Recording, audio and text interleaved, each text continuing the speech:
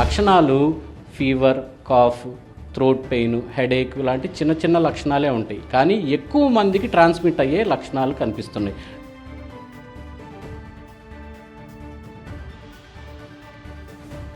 అంటే high ట్రాన్స్మిటబిలిటీ, lesser effect.